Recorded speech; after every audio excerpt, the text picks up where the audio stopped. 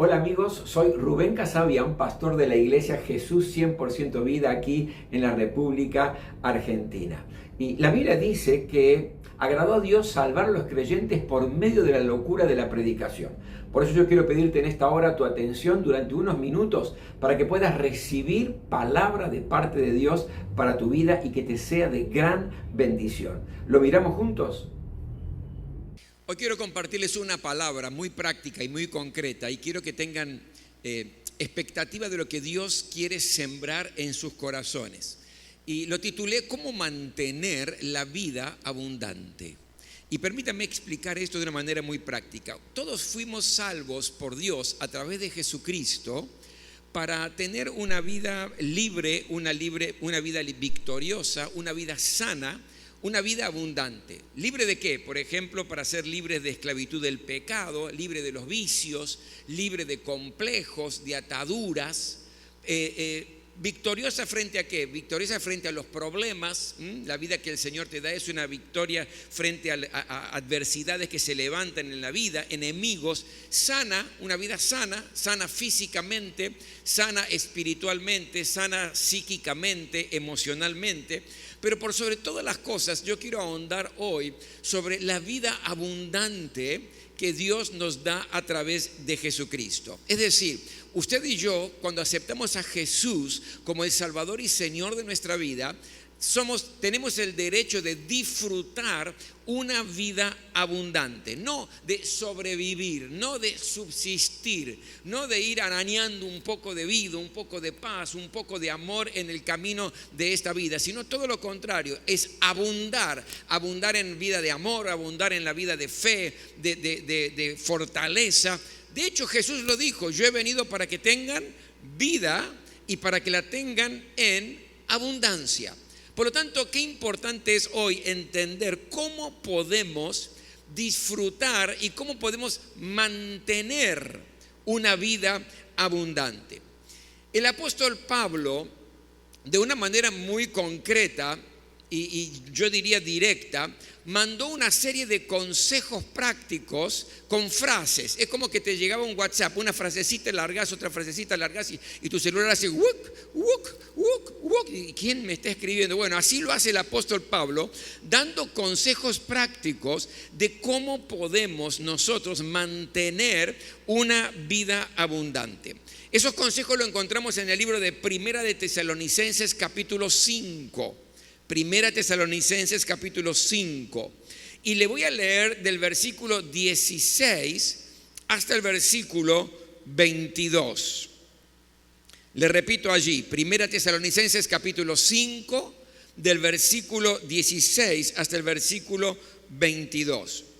¿Qué consejos les da Pablo a los cristianos, es decir, a usted y a mí en el día de hoy, para poder mantener una vida abundante? Miren lo que dice la Biblia aquí. Primera Tesalonicenses 5 del 16 al 22. Dice así: estén siempre alegres, oren sin cesar, den gracias a Dios en toda situación, porque esta es la voluntad para ustedes en Cristo Jesús. No apaguen el espíritu. No desprecien las profecías, sométanlo todo a prueba, aférrense a lo bueno y eviten toda clase de mal. Si usted prestó atención, acabamos de citar simplemente como titulares, ¿no? 7 consejos muy prácticos que usted y yo necesitamos poner en obra, en práctica en nuestra vida para poder mantener la vida abundante que el Señor nos da. ¿Cuál es el primero? El primero dice: estén siempre alegres. Ahora, no sé si usted se da cuenta, pero aquí hay una palabra que complica la comprensión de este consejo y de esta frase. ¿Y cuál es la palabra? Siempre. Estén siempre alegres. Pablo, ¿qué estás diciendo? ¿Qué consejo estás dando? Me parece que se te fue la mano un poco, porque siempre, ¿cuándo es? Siempre, en todo momento, en toda circunstancia. Pero lo cierto es que hay ladrones que roban nuestra alegría, ¿verdad? Por ejemplo, situaciones traumáticas, la pérdida de un ser querido, la pérdida del trabajo, algún problema dentro de la familia, una enfermedad propia o de un ser querido, o por allí injusticias en el trabajo o injusticias que estamos sufriendo, que no lo merecíamos, pero que lo estamos sufriendo. Bueno, todo eso te roba la alegría. Y entonces, ¿cómo es que siempre tenemos que estar alegres?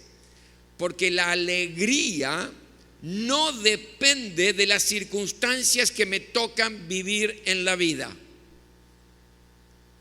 Lo voy a repetir y quiero que te lo grabes. La alegría no depende de qué tipo de circunstancias estás viviendo en la vida. Cuando hablo de alegría no es andar a las carcajadas en todo momento y en toda situación. No es ese el concepto. De hecho, Pablo exhorta a la iglesia de Filipo, a los filipenses, y le dice: alégrense en el Señor, insisto, alégrense en el Señor. Pero miremos el contexto donde Pablo habla esto. Lo primero es, él estaba en la cárcel. Imagínense, un tipo que está en la cárcel, que está sufriendo en la cárcel, no está pasándola re bien, sino todo lo contrario. En lugar de hablar de queja, en lugar de hablar de protesta, ¿qué está diciendo? Alégrense. Él está viviendo en la cárcel y le está aconsejando: alégrense a la iglesia de Filipo. Pero ¿cuál es el contexto de la iglesia de Filipo? La iglesia de Filipo estaba pasando por serios problemas externos, por ejemplo. Problemas externos significa que había mucha oposición y ataques por ser simplemente cristianos. Había una presión social muy grande contra los cristianos en aquel tiempo. Pero no solamente había problemas externos, había problema interno. Se estaba dividiendo la iglesia, porque había dos mujeres, Evodia y Sinki, que eran mujeres de mucha influencia, que aparentemente estaban enemistadas entre ellas y estaban dividiendo la iglesia. Por lo tanto, mire qué situación compleja, dura y difícil para la iglesia de Filipo, ¿verdad? Por eso hablan varias veces de unidad en los capítulos.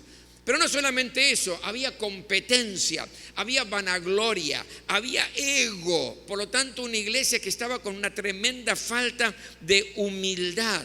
Sumado a eso, era una iglesia que se habían infiltrado falsos maestros que estaban enseñando e influenciando con doctrinas que eran totalmente erradas y equivocadas dentro de la iglesia. Imagínense una iglesia así. ¿Y qué le dice Pablo? Le dice: alégrense en el Señor. Otra vez les digo, alégrense. Porque la alegría no depende de la circunstancia que me toca vivir, sino que la alegría está centrada en Jesús. Por eso Pablo le dice: alégrense en el Señor. Insisto, otra vez les digo, alégrense. Porque el evangelio de Jesucristo es alegría desde sus comienzos. Porque cuando Jesús nació, dice que hubo alegría en los pastores. Cuando Jesús fue al templo y abrió los libros y dijo: el Espíritu de Dios está sobre mí, dice: me ha enviado a darle corona en vez de cenizas y aceite de alegría en vez de luto. Por lo tanto, el evangelio de Jesucristo es alegría. Ahora, la pregunta que uno se hace: ¿y cómo es que yo puedo o por qué tengo que alegrarme en el Señor? ¿Por qué me tengo que alegrar en el Señor? Me tengo que alegrar en el Señor, mi querido, porque nunca te va a abandonar. Porque podés estar pasando el momento más duro y difícil de tu vida y el Señor va a estar con vos, en las buenas, en las malas. ¿Cómo no te va a dar alegría? ¿La estoy pasando bien? Gracias, Señor, estás conmigo. ¿La estoy pasando mal, asfixiado por alguna situación? Pero el Señor está conmigo. Y si Él está conmigo, mi querido, Él me da la sabiduría para enfrentar los problemas, las dificultades y salir adelante. ¿Cómo no voy a tener alegría si yo sé que el fin de la historia es que yo soy un vencedor por medio de Jesucristo, como nos dice el libro de Romanos? La alegría no es un sentimiento, es una decisión basada en la obra que Jesús hizo y hace en tu vida. Porque si tu alegría va a depender de que todo te salga bien, déjame decirte que vas a vivir amargado hasta que Cristo vuelva. Pero si tu alegría depende de quien te salvó, de quien te redimió, de quien te sostuvo cuando estabas pasándola muy mal, mi querido hermano, esa alegría no te la quita nadie. Nehemías 8:10 dice: no estén tristes, pues el gozo del Señor es nuestra fortaleza. Por lo tanto, Pablo sabía lo que estaba diciendo cuando les dice: estén siempre alegres, porque no depende de qué tipo de circunstancia estás viviendo, depende de Jesús en tu vida. Alégrense en el Señor. El segundo consejo dice: oren sin cesar. Ahora, esto no significa, mi querido, andar de rodillas todo el día. Ni tampoco significa que vamos a andar con los ojos cerrados por la calle hablando solo, orando al Señor, porque van a pensar que nos falta un tornillo, van a pensar que estamos medio locos. No estamos hablando de eso. Cuando habla de orar sin cesar, es buscar a Dios constantemente, es decir, estar conectado con Dios en todo momento, en toda circunstancia, mantener una comunión continua con Dios en todos los momentos que nos toca vivir. Y cuando ores, no presentes siempre un catálogo de peticiones. Cuando ores, mi querido, hay que agradecerle al Señor, hay que adorarlo, hay que tener comunión con Él. ¿Sabe? La oración trae grandes resultados para nuestra vida.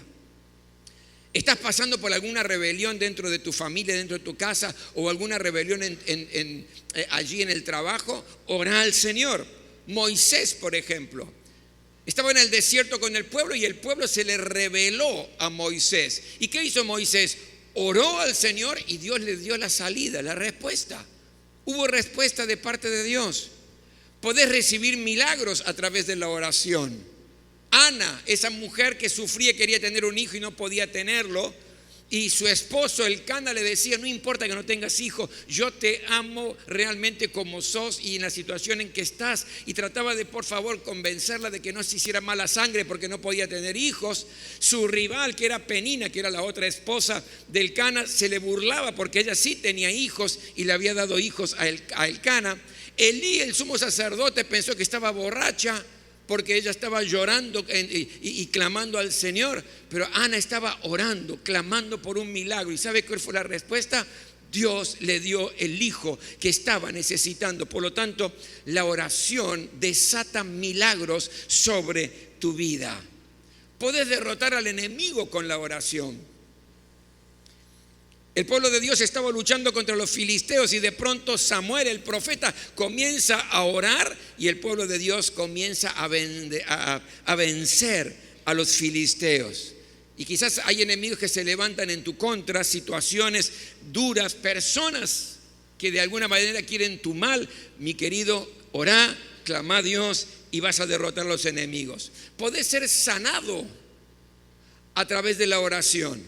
El rey Ezequías de pronto recibe una sentencia de parte de Dios, porque viene el profeta Isaías y le dice al rey Ezequías: arregla tus cosas, paga todas las cuentas, deja tu casa en orden porque te morís. Dios le había mandado a decir eso.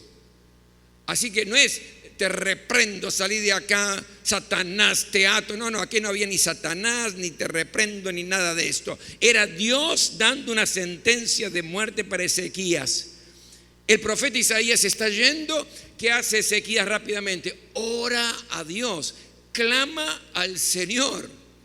Y Dios lo paró a Isaías al profeta Isaías antes de salir del palacio y le dice: regresa. Escuché la oración de Ezequías, le vamos a conceder 15 años más de vida. Es decir, la oración produjo que Dios quisiera sanar a Ezequías y Dios puede sanarnos. Puede recibir poder del Espíritu Santo. La iglesia oraba y clamaba y eran llenos del Espíritu Santo. Es decir, mi querido, ora sin cesar. Quien ora sin cesar está conectado constantemente con Dios y es mucho más fácil saber qué hacer, qué decir, qué decisiones tomar en la vida. Tercer consejo que les da el apóstol Pablo a usted y a mí también: den gracias en todo, dice. Yo creo que somos buenos para pedir, pero bastante escasos para agradecer. Y cuando no hay agradecimiento, hay queja. Una de dos. Cuando no hay agradecimiento, mi querido, hay queja. Esta comida está terriblemente salada. ¿Qué hiciste? En lugar de agradecerle porque se tomó su tiempo para cocinar. La esposa se sacrificó, pero en lugar de agradecer, queja, está salada. O esas flores, ¿sabes que no me gustan? ¿Para qué me las trajiste? En lugar de decirle gracias porque te acordaste de mí, me trajiste flores, le dice la esposa al marido. Es decir, cuando no hay agradecimiento, siempre hay queja. Y esto implica tener un corazón agradecido, en primer lugar para con Dios, por todas las bendiciones que Dios nos da, pero también agradecido por lo que no entendemos que nos pasa, como Job. Job estaba pasándola mal, no entendía bien, pero tenía un corazón agradecido a Dios, porque todo ayuda bien a aquellos que aman al Señor. Agradecido con el prójimo, agradecele cuando alguien te sirve, cuando alguien te ayuda, cuando alguien te agradece. Tengamos un corazón agradecido. En cuarto lugar, no apaguen el espíritu, dice el apóstol Pablo. ¿Sabe? Es el fuego del Espíritu Santo de Dios el que nos permite vencer con poder las tentaciones, las adversidades, las tribulaciones. Es el poder y el fuego del Espíritu Santo el que nos permite servirle a Él con autoridad. Pero a veces apagamos el Espíritu, apagamos el fuego del Espíritu. Ahora, ¿y cómo podemos apagar el fuego del Espíritu, pastor? Y a veces cuando creemos alguna mentira que Satanás quiere sembrar en nuestra mente. Por ejemplo, Satanás te dice, vos no podés, pero la Biblia dice, y Dios dice, todo lo puedo en Cristo que me fortalece. Satanás te dice, Dios no escucha tu oración, pero Dios dice, clama a mí y yo te responderé. Dios dice, pedid y se os dará. O Satanás te dice, estás derrotado, estás acabado, pero Dios dice en su palabra que somos más que vencedores por medio de aquel que nos amó, que es nuestro Señor Jesucristo. Por lo tanto, ¿a quién le creemos? Si le creemos al diablo, las mentiras del diablo, entonces sí vamos apagando el espíritu en nuestra vida. No seas, mi querido, como estos cristianos que andan con un balde de agua fría en la mano, buscando apagar muchas veces el fuego. ¿Y cómo se apaga el fuego de uno? Bueno, quizás con un pecado oculto, algo que nadie sabe, pero Dios sí lo sabe y vos también lo sabés. Con amarguras, con odios, con resentimientos. Apagamos el espíritu cuando tenemos ese espíritu criticón, falta de perdón, las malas compañías espirituales que nos hacen daño. Tené cuidado, mi querido, de quién te habla, porque hay palabras que apagan el fuego del Espíritu en tu vida, pero hay palabras que en realidad encienden el fuego del Espíritu en tu vida, y tenés que tener la capacidad de discernir cuando estás recibiendo cosas o palabras o comentarios sobre tu vida. Entonces, no apaguen el Espíritu, dice el apóstol. En quinto lugar, no desprecien las profecías. ¿Sabe? Dios ha levantado profetas para integrar dentro del cuadro ministerial de la obra del Señor. Uno de ellos son los profetas, hombres y mujeres que dan una palabra profética de parte del Señor. Pero en realidad hay muchos cristianos que ya no le creen a nadie. Son los que dicen, después de tantos golpes yo no confío en nadie. ¿Por qué? Y porque han escuchado cada cosa y cada barbaridades. Pero mi querido, no tires a la basura algo que Dios ha hecho porque fue mal usado. Porque una verdad mal aplicada no anula la verdad. Y si bien puede haber, y yo coincido muchas veces, algunos que son unos charlatanes, vendehumos, diciendo que están profetizando de parte de Dios, y cuando uno escucha esas profecías dicen, pero Dios me libre de la mano de estos profetas. Lamentablemente hay mucha gente que sí les cree y los sigue, pero cuando uno ve eso, en lugar de cerrarse al ministerio profético que Dios ha establecido, se cierra justamente al ministerio profético en lugar de cerrarse a la mala práctica de la parte profética establecida. Cuando escuchas una profecía, ¿qué tenés que hacer? Primero, escuchar con mucha atención. En segundo lugar, comparar con la palabra de Dios. Que esa palabra profética que te están dando de un profeta reconocido no contradiga la palabra del Señor bajo ningún punto de vista. Y tercero, esperar el cumplimiento de esa profecía. Porque si es de Dios, sí o sí se va a cumplir. Recordá, mi querido, que la profecía verdadera siempre edifica, anima, consuela, confirma la palabra. Y la palabra profética más segura, según lo que nos dice la palabra de Dios, es la Biblia. Por lo tanto, cada consejo, cada exhortación, cada promesa debe ser obedecida incondicionalmente por un cristiano. No desprecien las profecías. En sexto lugar, sometan todo a prueba y aférrense a lo bueno. Tenemos que aprender, mi querido, a filtrar lo que recibimos. Tenemos que aprender a filtrar lo que recibimos. Cada enseñanza que recibís de parte del Señor, de la palabra de Dios, debe ser cotejada con la Biblia. Me encanta a mí el ejemplo de los cristianos en Berea. Venía el apóstol Pablo, no estoy hablando de cualquiera, venía el apóstol Pablo para enseñarles, y los cristianos deberían decir: momentito, Pablo, gracias por la enseñanza, vamos a chequear si lo que estás diciendo está aquí en las Escrituras, a ver si está en la palabra. Eso es justamente someter a prueba. Examina todo, examina las predicaciones, examina lo que ves por internet y lo que escuchas por internet. Muchas veces les he dicho a la iglesia, y lo he hecho en las iglesias que he estado, que si usted ve que yo estoy predicando algo que está fuera de la palabra de Dios, tiene toda la autoridad para venir y decirme: pastor, lo que usted dijo no está en la palabra de Dios. Yo lo voy a chequear, y si en realidad es verdad, pediré perdón.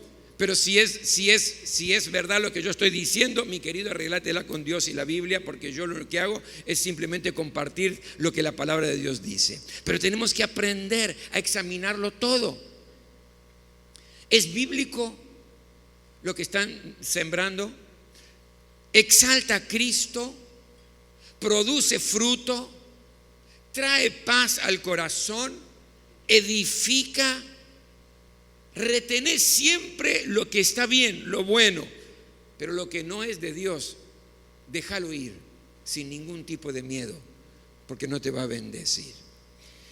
Y en séptimo lugar, y por último, dice: eviten toda clase de mal, de hacer mal al otro, quizás con nuestras palabras, con nuestras acciones, nuestros comentarios, nuestras actitudes. Siempre pensá en hacerle bien al otro. Con tus actitudes, acciones y palabras, siempre pensá en bendecir, en levantar al que está caído, en ayudar al que está necesitado. Es decir, hace bien a otros. Pero también evita toda clase de mal, de recibir mal de otros sobre tu vida. No permitas que el mal de otros te afecte en tu vida, te debilite y te enferme. Cuando alguien te ofendió, alguien te lastimó, alguien te hirió, alguien habló mal de vos, te calumnió, en lugar de darle lugar al rencor, al odio, a la bronca que domine tu vida, elegí perdonar. Y libérate. Evita que el mal del otro te afecte. ¿Saben? No podemos hacer nada. Yo no puedo evitar que quien quiera de ustedes hablar mal de mí lo puede hacer. Es decir, yo no lo puedo evitar. Cada uno tiene derecho a pensar lo que quiera, a decir lo que quiera. Lo que sí puedo evitar es que lo que diga, siendo mentira, afecte mi corazón y mi vida. Usted no puede evitar que alguien lo calumnie. No puede evitarlo. pero sí puede evitar que esa calumnia afecte su corazón. No deje que pase en su corazón. Por eso dice la palabra, sobre toda cosa guardada, guarda tu corazón, porque de él mana la vida, porque de él depende la vida. No podemos evitar que nos hagan mal, pero podemos evitar que nos afecte cada uno de nosotros. Por eso, evita toda clase de mal. 7 consejos prácticos directos que el apóstol Pablo siembra en la iglesia para que podamos vivir una vida realmente abundante. Pero tenemos que mantenerla. Mi querido, mi querida, quizás apagaste el fuego del Espíritu por alguna razón. Quizás dejaste de orar como lo hacías antes con tantas ganas y con tanto fervor. Quizás perdiste la alegría porque pensaste que dependía de las circunstancias y las circunstancias no eran las mejores, cuando en realidad tu alegría depende del Señor. Quizás tu corazón se enfrió por alguna razón, pero hoy Dios de una manera amorosa te dice: hijo, hija, quiero encenderte otra vez. Quiero que vuelvas a disfrutar, porque el enemigo no te apagó porque fuera fuerte. Quizás te apagó porque te desconectaste de la fuente, te desconectaste de Dios. Pero hoy, si vos querés, claro, el Espíritu de Dios quiere volver a encenderte para que puedas disfrutar y mantener esa vida abundante que Jesús nos da. Nos ponemos todos de pie, por favor.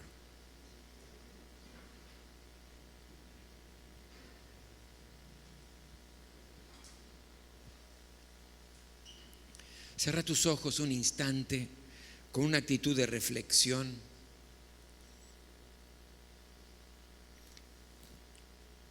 ¿En qué cosas me puedo identificar? ¿Qué estoy necesitando aplicar a mi vida o mejorar en mi vida?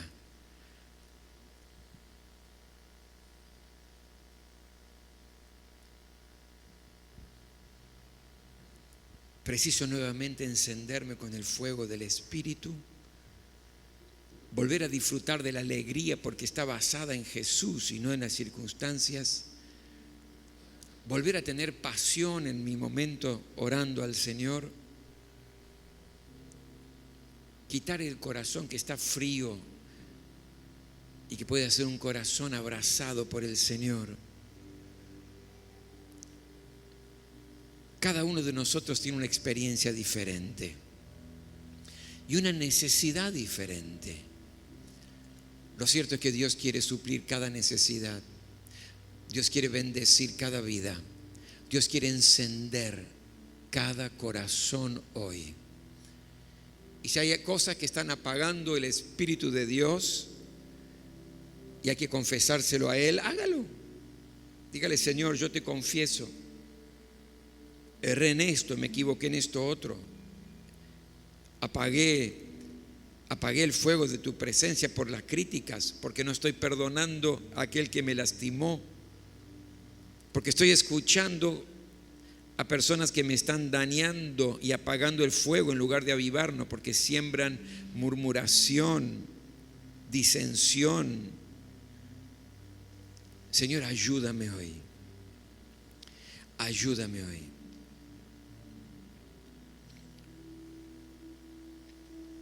Ahora al Señor, vos y Dios. Señor, yo en el nombre de Jesús te pido en esta hora que tu palabra pueda estar tocando cada vida y cada corazón en el poder de tu Santo Espíritu. Tú conoces mejor que nadie lo que nos está pasando a cada uno de nosotros en forma personal y particular. Sabes muy bien, Señor, en lo que estamos fallando y necesitamos corregir. Aquello que tenemos que mejorar, lo sabes también, Señor. Pero enséñanos a reconocerlo en tu presencia para poder ser sanados, restaurados, levantados, bendecidos, encendidos nuevamente con el fuego de tu Espíritu. Obra, Señor, en cada uno de nosotros. Obra, Señor, en cada una de nuestras vidas. Aleluya. Te necesitamos, Señor.